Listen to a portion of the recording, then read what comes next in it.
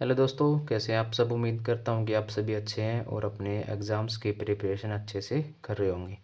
तो आपने पिछली वीडियो में देखा, हम सेक्शन ए कंप्लीट कर चुके थे आपके प्रैक्टिस सेट नंबर 2 का। तो अभी हम करने वाले हैं सेक्शन बी। सेक्शन बी का क्वेश्चन नंबर 21 आपके पास क्या है। The x coordinate of a point P is twice its y coordinate. यानी कि कोई भी आपके पास क्या एक पॉइंट है आपके पास पी, उस पॉइंट पी का जो एक्स कोऑर्डिनेट है वो आपके वाई कोऑर्डिनेट से क्या है, डबल। तो हम लेट कर लेते हैं, let y coordinate of point P. हमने वो लेट कर लिया क्या आपके पास वाई। तो आपके पास जो एक्स कोऑर्डिनेट है वो क्या उसका डबल। अगर वाई कोऑर्डिनेट हमने वाई लेट कर लिया तो एक्स कोऑर्डिनेट क्या होगा उसका डबल, यानी कि ये हो जाएगा आपका 2y। Then if P is equidistant from Q and R। P, ये जो आपका पॉइंट P है वो Q से और R से दोनों से इक्वल डिस्टेंस पर है। Q आपके कोऑर्डिनेट क्या है 2, -5 और R के आपके पास कोऑर्डिनेट है -3, 6। अगर P इन दोनों पॉइंट से इक्वल डिस्टेंस पर है तो क्या होगा, जो डिस्टेंस P से Q की होगी वही डिस्टेंस P से R की होगी। ठीक है, तो हम यहाँ पर डिस्टेंस फॉर्मूला का यूज करके P के कोऑर्डिनेट्स हम पता कर सकते हैं। क्या कहता है आपका डिस्टेंस फॉर्मूला, पी क्यू की डिस्टेंस कैसे निकलेगी। चलिए पहले एक बार डिस्टेंस फॉर्मूला लिख लेते हैं हम। क्या होता है डिस्टेंस फॉर्मूला आपका, √x1 - x2 का whole square plus y1 - y2 का होल स्क्वायर और उसके ऊपर √। तो आपके P और Q के कोऑर्डिनेट क्या क्या आपके पास, P का एक्स कोऑर्डिनेट क्या आपके पास 2y। ठीक है, 2y माइनस इसका क्या आपके पास एक्स कोऑर्डिनेट 2y - 2 का whole square plus y coordinate क्या आपके पास y माइनस और -5, तो क्या हो जाएगा +5 का होल स्क्वायर इसके ऊपर √। नेक्स्ट पी के और आर के कोऑर्डिनेट क्या हो जाएंगे आपके पास सिमिलरली 2y -3, तो +3 होल स्क्वायर प्लस y -6 का होल स्क्वायर और इसका √। अब हम क्या करेंगे, स्क्वेयरिंग ऑन बोथ साइड। जैसे ही आप स्क्वेयरिंग ऑन बोथ साइड करेंगे तो क्या हो जाएगा, ये जो √है बोथ साइड से कैंसिल आउट। देन हम इनके स्क्वेयर्स को ओपन कर लेंगे। अभी इसका जब आप स्क्वेयर ओपन करेंगे वो क्या होगा, 4y² plus 4 -8y plus y+5 का होल स्क्वायर ओपन करेंगे तो y² plus 25 plus 10y is equal to, अब 2y+3 का होल स्क्वायर ओपन करोगे तो 4y² plus 9 plus 12y plus y-6 का होल स्क्वायर जब आप ओपन करोगे तो y² प्लस 36 माइनस 12y। ठीक है, अब हम इसको आगे सोल्व करते हैं। देखो y² की टर्म्स 4y² से 4y² कैंसिल आउट, y² से y² कैंसिल आउट। अब जो आपकी टर्म्स पेंडिंग है उनको हम एक साइड कर लेते हैं। एक बार देखो, ये 4 है और 25 है, कितना हो जाएगा आपका 29 -8y plus 10y plus 2y is equal to 9 और 36 कितना हो गया आपके पास 45y 12y और ये 12y क्या होगी कैंसिल आउट, एक पॉजिटिव है एक नेगेटिव है। तो चलिए 2y is equal to 45 minus 29। जब आप 49 में से 29 लेस करोगे तो आपके पास कितना आ जाएगा, 2y is equal to 14। Then y is equal to, y की वैल्यू कितनी आ जाएगी आपके पास, y की वैल्यू 14 बाय ये आ जाएगा आपकी 16, y इज इक्वल टू 16/2 यानी कि 8। तो y की वैल्यू आपके पास क्या आ गई 8।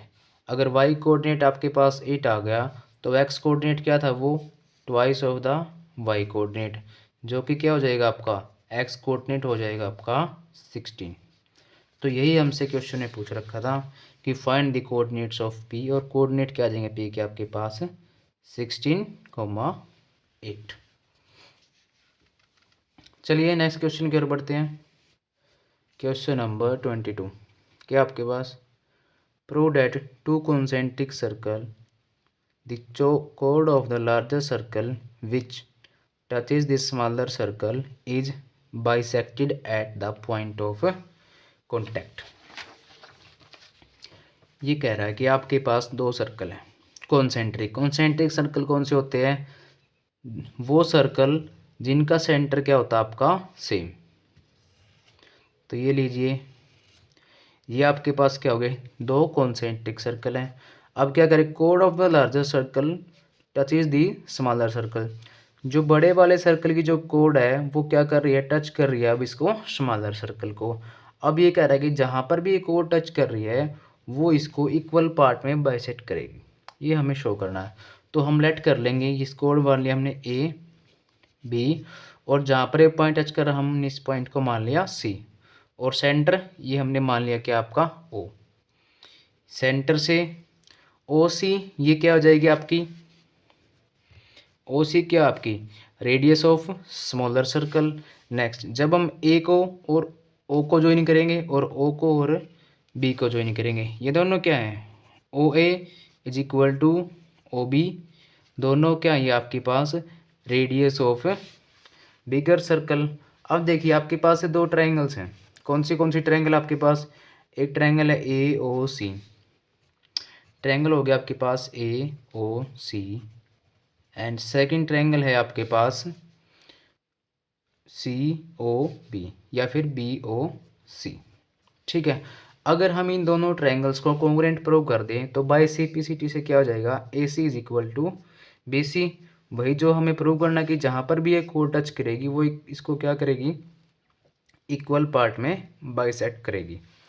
तो चलिए कैसे प्रूव करेंगे हम इसको, O C is equal to O C, क्या ये दोनों में आपके क्या है common. Next O A is equal to O A, ये क्या आपके पास radius, O A is equal to O B, ये क्या आपके पास रेडियस ऑफ बिगर सर्कल, ये दोनों आपके पास क्या होगी radius of bigger circle. And at the last ये जो आपका पॉइंट है ये जो एंगल बनेगा angle O C A is equal to angle O C B, दोनों क्या आपके 90 डिग्री के, because we know that when a line touches this circle और वो रेडियस क्या होती है उसके ऊपर वहाँ पे परपेंडिकुलर। तो बाय ये दोनों ट्रायंगल्स कैसे कॉन्ग्रुएंट होगी आपकी, right R H S rule से क्या हो जाएंगे दोनों ट्रायंगल आपकी कॉन्ग्रुएंट। क्यों, बिकॉज एक तो क्या आपकी हाइपोटेनियस और राइट एंगल और एक अदर साइड, तो बाय राइट हाइपोटेनियस साइड ये ट्रायंगल आपकी क्या होगी कॉन्ग्रुएंट। तो now by simplicity A C is equal to B C कैसे हो जाएगी बाय सिंप्लिसिटी, यानी corresponding part of congruent triangle hence proved. चलिए नेक्स्ट क्वेश्चन की ओर बढ़ते हैं। क्वेश्चन नंबर 23 क्या कह रहा है आपके पास, फैक्टर ट्री गिवन है, find the composite number x, आपको एक्स की वैल्यू फाइंड करनी है। फैक्टर ट्री है सिंपल वेरी इजी क्वेश्चन, क्या गिवन देखो 7 की हम किसके साथ मल्टीप्लाई करें कि आपका 161 आ जाए, तो 161 को आप क्या कर दो डायरेक्ट 7 से डिवाइड करोगे आपके पास क्या आएगा 7 2 जा 14 3 7 3 जा 21, यहाँ पे आएगा आपके पास 23। नेक्स्ट अब इन दोनों की मल्टीप्लाई करके यहाँ पे क्या आएगा 7 की और 161 की मल्टीप्लाई कितनी आएगी आपके पास 7 1 जा 7 7 6 जा 42, 4 कैरी, 7 1 जा 7 और 4 11। अब 11 की और 3 की और 11 27 की मल्टीप्लाई किया है आपके पास 3381। नाउ अब 2 की और 3381 की मल्टीप्लाई आपके पास क्या आ जाएगी? 2 1 जा 2, 2 8 जा 16, 1 कैरी, 2 3 जा 6 और 1 7 और 2 3 जा 6। तो x की वैल्यू आपके पास क्या आ जाएगी? 6782। चलिए नेक्स्ट क्वेश्चन की ओर बढ़ते हैं। और में जो आपका गिवन है, show that 571 is a prime number. हम सेक्शन ए में भी डिस्कस करके आ चुके हैं कि प्राइम नंबर कौन से होते हैं। प्राइम नंबर वो होते हैं जिनके एग्जैक्टली 2 फैक्टर्स होते हैं। एक तो क्या होता है आपके पास 1, और सेकंड फैक्टर क्या होता है वो खुद, यानी कि वो इटसेल्फ। अब हमें पता होता है प्राइम नंबर की डेफिनेशन क्या है, लेकिन अगर हमें किसी नंबर को प्राइम प्रूव करना तो हम कैसे करेंगे? मान लो अगर कोई नंबर छोटा नंबर होता, जैसे 19 हो गया, 17 हो गया, 23 हो गया, उनको हम प्राइम नंबर प्रूव कर सकते हैं क्योंकि 23 तक हमें डिविजिबल करना बिल्कुल ईजी है। लेकिन अगर कोई बड़ा नंबर आ जाए जैसे कि 571 है, हमें इसको प्रूव करना कि ये एक प्राइम नंबर है, तो हम कैसे करेंगे? सबसे पहले हम क्या करेंगे? इसका स्क्वायर रूट निकालेंगे। 571 का स्क्वायर रूट क्या आएगा? 571 का स्क्वायर रूट क्या आएगा? अब आपको पता होगा, आपको 30 तक स्क्वायर्स बिल्कुल ओरली याद होने चाहिए। 24 का स्क्वायर आपके पास कितना होता है? 576, और ये आपके पास 571। तो इसका स्क्वायर रूट जो भी आएगा वो अप्रोक्सीमेट क्या आएगा? 23.8 या फिर 9 उसके अप्रोक्सीमेट आएगा। तो हम क्या करेंगे? 23.8 तक जितने भी प्राइम नंबर्स हैं हम उनको एक बार राइट करेंगे। कौन से प्राइम नंबर है 23 तक? 2 3 5 7 11 13 17 19 और 23। अगर इन प्राइम नंबर्स में से किसी से भी अगर 571 अगर डिवाइड हो जाता है फिर तो ये एक प्राइम नंबर नहीं है। अगर इनमें से भी अगर किसी से डिवाइड नहीं होगा then we can say that the 571 is the prime number. Now we check one by one it is divisible by this number or not. अगर हम 2 से देखेंगे तो 2 से 571 डिवाइड नहीं है क्योंकि लास्ट में इसके क्या है 1। 3 से भी नहीं होगा क्योंकि इसके सम डिजिट का सम जो 3 से डिवाइड नहीं होता। 5 से तो बिल्कुल नहीं हो रहा क्योंकि 5 से डिवाइड होने के लिए आपको लास्ट में 0 या 5 चाहिए। 7 से करके देखेंगे नहीं हो रहा, 11 से भी नहीं हो रहा, ना ही 13 से, ना ही 17 और ना 19 और ना ही 23 से, क्योंकि अगर 23 से डिवाइड होता तो ये इसका अप्रोक्सीमेट परफेक्ट स्क्वायर ही हो जाता। तो जबकि ये 571 23 तक किसी भी प्राइम नंबर से डिवाइड नहीं होगा, तो इससे आगे भी ये हम बात गारंटी से कह सकते हैं कि इससे आगे भी ये जो नंबर है किसी से भी डिवाइड नहीं हो जाएगा। Hence 571 is a prime number. Okay, अगर आपके पास ऐसा कोई भी नंबर आ जाए तो आपको उसको प्राइम कैसे प्रूव करना है? सिमिलरली वैसे।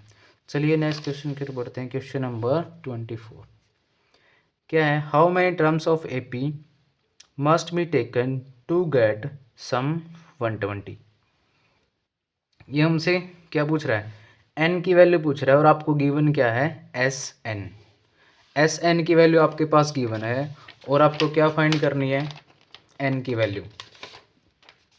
गिवन क्या क्या आपके पास? एस एन आपके पास गिवन है कितना है? 120 है।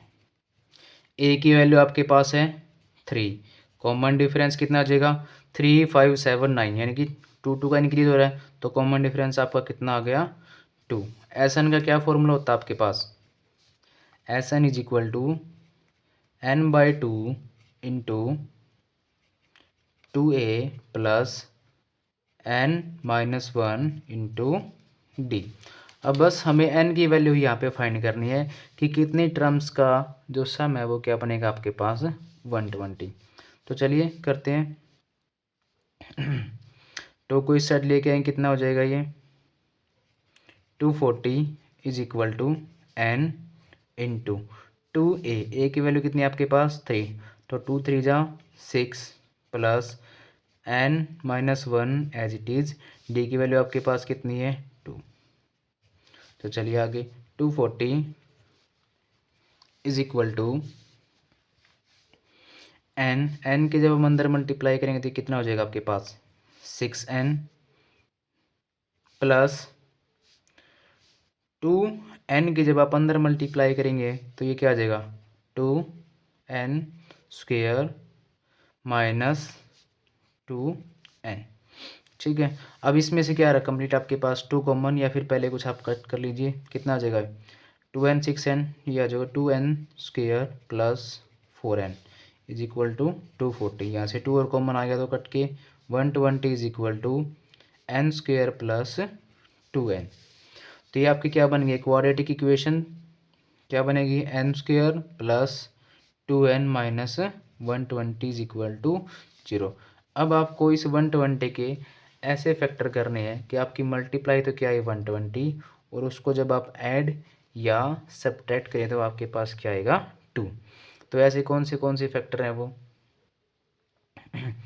किस दो नंबर्स की मल्टीप्लाई करने के बाद आपका 120 आएगा, और जब आप उनको ऐड या सब्ट्रैक्ट करेंगे तो आपके पास कितना आ जाएगा 2n। इसका हम कैसे कर सकते हैं, हम इसको कर सकते हैं बाय यूजिंग एलसीएम मेथड, या फिर आपके पास डायरेक्ट एक फॉर्मूला भी है क्वाड्रेटिक इक्वेशंस को सोल्व करने का, उसके साथ भी आप कर सकते हैं। अब क्या होता है कि 120 कब कब आएगा, किस किस की मल्टीप्लाई करने के बाद 120 आएगा, एक तो 1 की ओर 120, 2 की ओर 60 की, नेक्स्ट 3 की ओर 40 की, ये भी नहीं होगा, नेक्स्ट 4 की ओर 30, नेक्स्ट 5 की ओर किसकी हो जाएगी, जब आप मल्टीप्लाई करके देखेंगे तो 5 टू जा 10 24, नेक्स्ट 6 की ओर 6 और 20, नेक्स्ट 7 के साथ नहीं होगा, 8 के साथ हो जाएगा डिवाइड, बिल्कुल 8 की करेंगे तो हम 8 हो जाएगा, और 8 1 जा 8, 8 5 जा 15 हो जाएगा, और 8 हो जाएगा, नेक्स्ट 9 में आपके साथ नहीं होगा, 10 की और 12 की। अब 10 की और 12 की आपकी मल्टीप्लाई कितनी आ जाएगी 120, और जब आप इनको डिफरेंस भी करके देखेंगे तो वो क्या आ जाएगा आपका 2। तो हम क्या वैल्यू ले लेंगे, तो हमारे पास जो इक्वेशन आई है वो क्या बन जाएगी आपकी n square plus 2n minus 120 is equal to 0।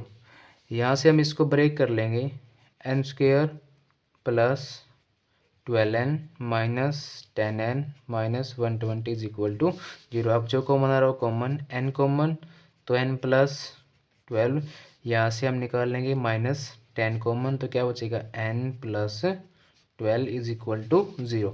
क्या फैक्टर बन गया आपका, एक तो हो गया n माइनस 10 और एक हो गया आपका n plus 12 is equal to 0। n की वैल्यू आपके पास क्या आ गई, एक तो आ गई 10 और एक आ गया आपकी माइनस का 12। अब माइनस का 12 तो आपकी हो नहीं सकती, क्यों नहीं हो सकती, बिकॉज जो नंबर ऑफ टर्म्स है वो कभी भी नेगेटिव नहीं होंगी, नेगेटिव नहीं होंगी तो आपकी n की वैल्यू क्या आ गई आपकी 10। तो कितने नंबर ऑफ टर्म्स लगेंगे जिनका सम आपके पास 120 आएगा, नंबर ऑफ टर्म्स इज 10। तो चलिए नेक्स्ट क्वेश्चन की ओर बढ़ते हैं, क्वेश्चन नंबर 25। क्वेश्चन नंबर 25 आपको क्या गिवन है, find 100 is a term of AP और नोट। हमें ये चीज़ फाइंड करनी है कि क्या 100 इस एपी की टर्म होगी या नहीं होगी। आपके पास क्या क्या गिवन है, ए की वैल्यू कितनी है आपके पास 25, कॉमन डिफरेंस कितना है आपके पास 25, 28, 31, कॉमन डिफरेंस आपके पास 3।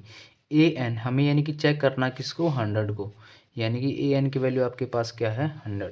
अगर एन की वैल्यू आपकी कोई पॉजिटिव इंटीजर आता है तो आपका क्या होगा, इसकी टर्म बनेगी, अदरवाइज नहीं बनेगी। तो क्या फॉर्मूला था आपका ए एन का, A N is equal to A plus N minus 1 into D.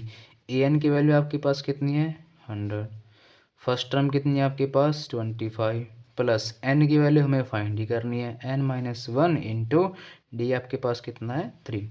अब जैसे ही आप 25 की लेके आएंगे 100 minus 25, 75 is equal to n minus 1 into 3 से जब इसको आप डिवाइड करवाएंगे तो कितना आ जाएगा 25 is equal to n minus 1 और n की वैल्यू आपके पास क्या आ गई 26 जो कि क्या है आपका पॉजिटिव इंटीजर।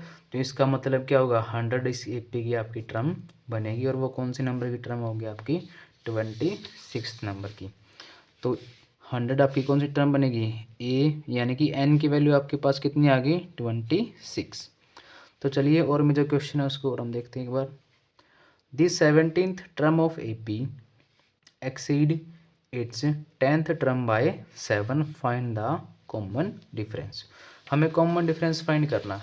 क्या गिवन है हमारे पास 17th टर्म गिवन है किसी एपी की, किसी भी एपी की 17th टर्म क्या आएगी यानी कि A17 is equal to A plus 16D।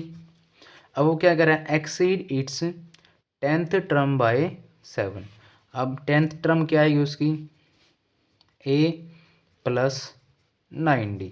अब रिलेशन क्या गिवन है कि जो 17th टर्म है वो उसकी 10th टर्म से क्या है 7 ज़्यादा है, यानी कि A17 is equal to A10 plus 7। तो यहाँ से देखिए क्या रिलेशन बनेगा आपके पास A plus 16D is equal to A plus 9D plus 7। A से ए आपका कैंसिल आउट। आप डी वाई टर्म्स को एक साइड करेंगे तो 16D minus 9D is equal to 7। 16D minus 9D is equal to 7D is equal to 7। तो D की value आपके पास कितनी आ गई 1। A17 की वैल्यू आपके पास कितनी थी A प्लस 16D। A10 की वैल्यू कितनी आपके पास A plus 9D plus 7। A से आपका cancel out. D Y terms को हमने एक साइड किया 16D minus 9D is equal to 7 और 16 माइनस 9 हो गया आपका 7। 7 इज इक्वल टू 7। तो डी की वैल्यू आपके पास कितनी आ गई यानी कॉमन डिफरेंस आपके पास कितना आ गया 1। तो ये था आज का आपका सेक्शन बी और आज की वीडियो में बस इतना ही। और नेक्स्ट सेक्शन के लिए आप बने रहिए और चैनल को like share and subscribe for section C. Thank you.